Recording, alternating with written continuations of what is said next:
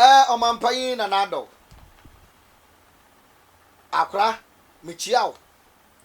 Na mesame ba waboboa no bie wa na ye AKUAPEM ahensam. Ana masan ya den matras madwa bio. Na no fai ana mekasai. Omampanim say ye ne wakasa bebre. Na ayese wobu nnua asi waso. Na saade na woreye no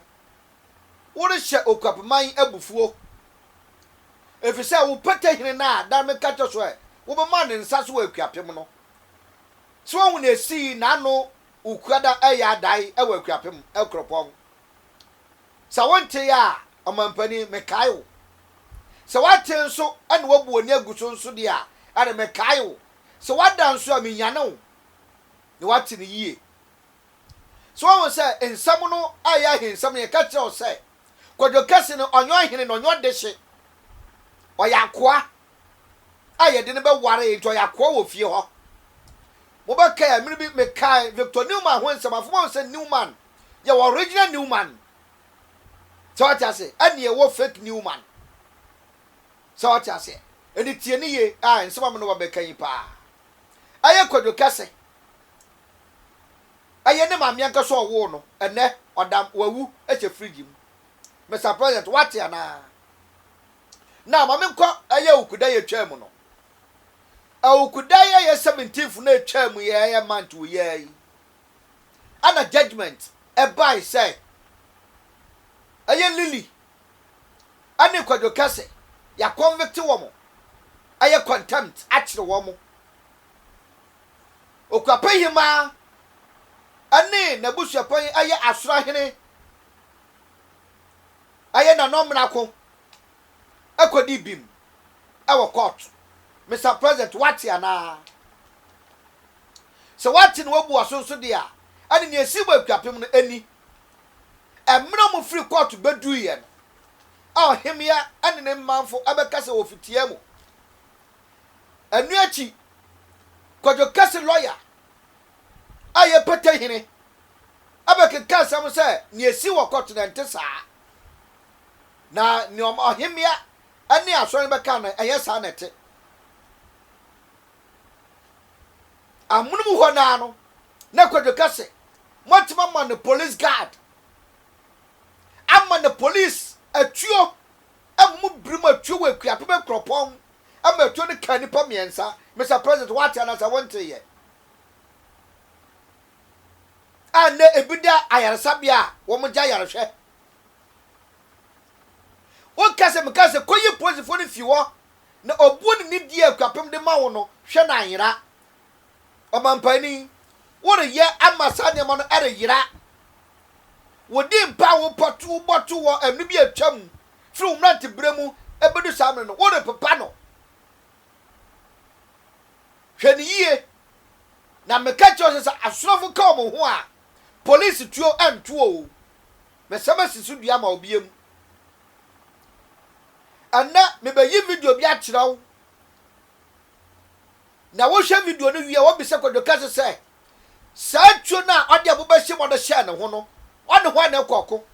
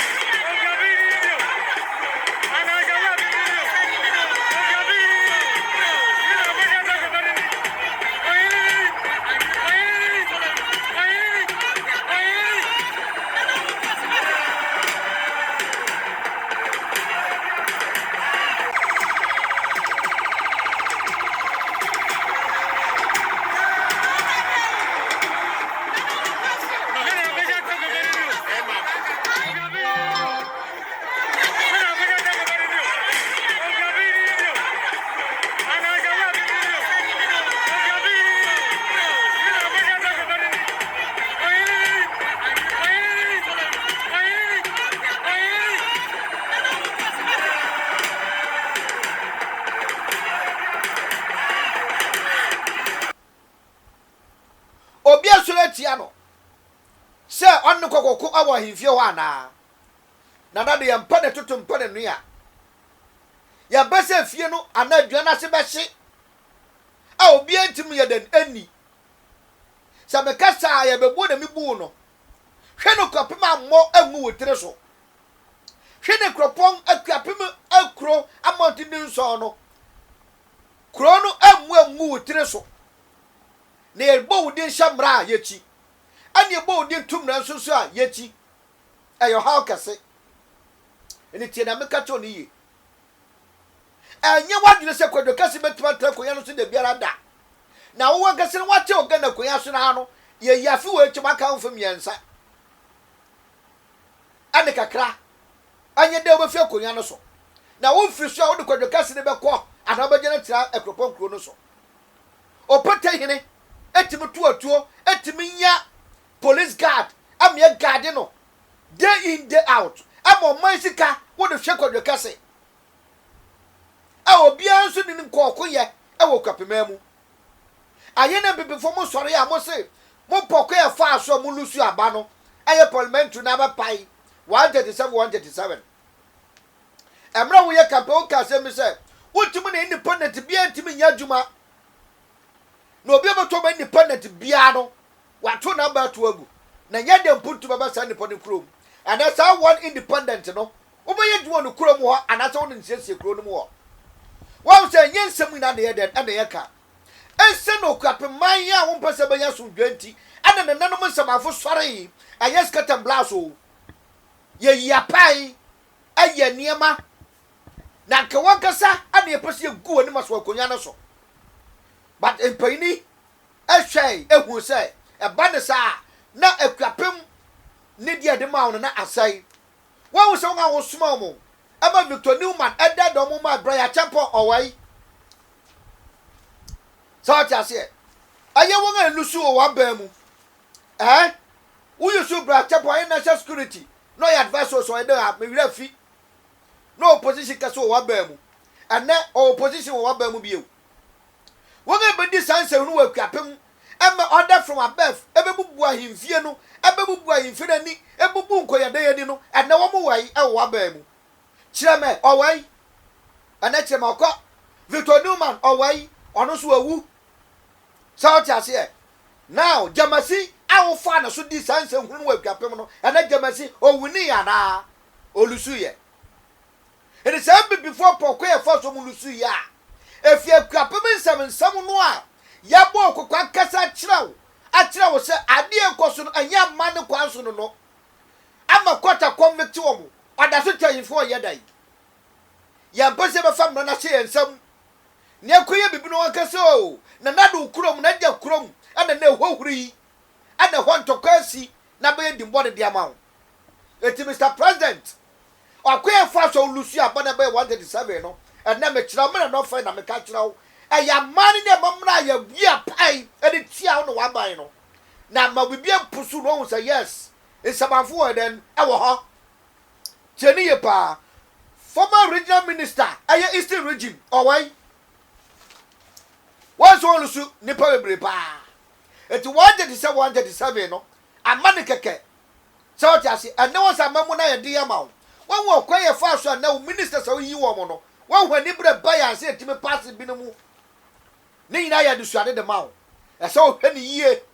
papa tie ni ye esane se kwadwo kase wonga wo musi ne hene na anya kwa ampaso no musi ne hene ntino hwe nipa awuwu last me catch wo say ayo foragua ye ni ho agro na wonga di agro awo foragua ho no obako kra nka me ma sample bi wo video me ye bi ade ma wo no so say aya do dan kwa mre so wonga ne press ade nyina no bako kro na eden e kai kote hene o odi anim no ana owai wawu aye krontini asafo hene ana owai ono baba ye krontini inu ono so wawu Coleman ono so owai cheniye aye secha biafi a wo mo soro ekodu kwadwe kase achi no anu mo ye yodo ne kansem aye no kwade de kira wo no cheniye aye akufu Dr. Kufu ana owai Dr. Esari Akufu ene ono so wahi Mrs. Sarah Ado Ayesu ono so owahi Victor Newman wodi ne o man ye research oye wo researcher anas ewo wo abamu ewo cast wo ye presidential policy wo no ene ono so wahi so tiase ene sade ma wo anyina me wate ho ase empaye kakra yi apaye ya manekitua bi no ene na ewo so sa no so wo hwe ne ye ne sa ka yahu biam ne ye ka yahu biam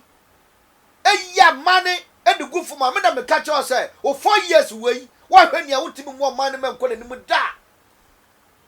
ade se o samba fie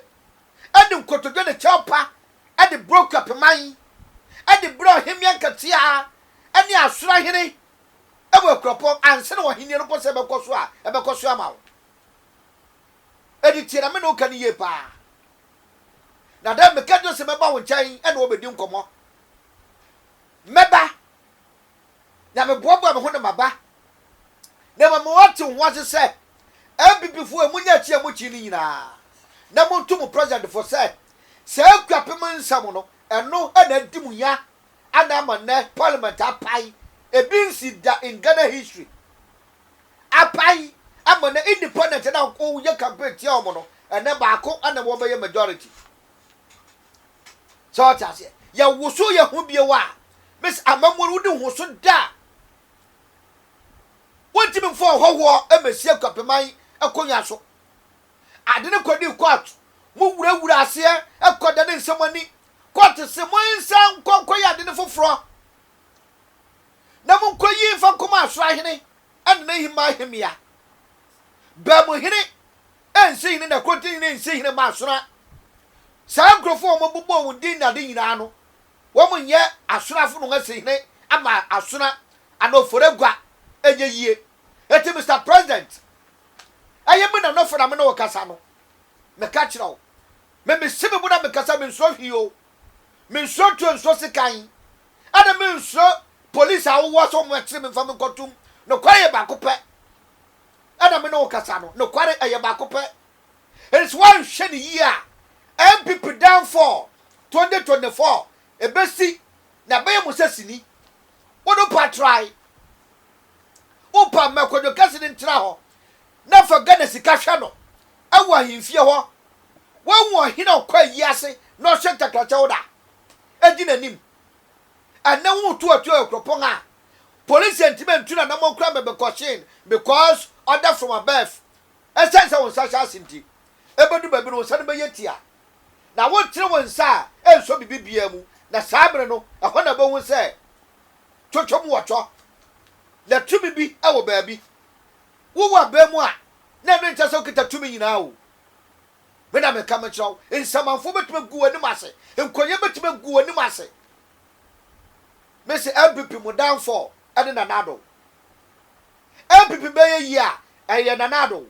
MPP be gu a eye na nado Mr. President me ma me yini ho adi a kira wo be ka ye a chi wadru kwa kire 2012 me ba wo office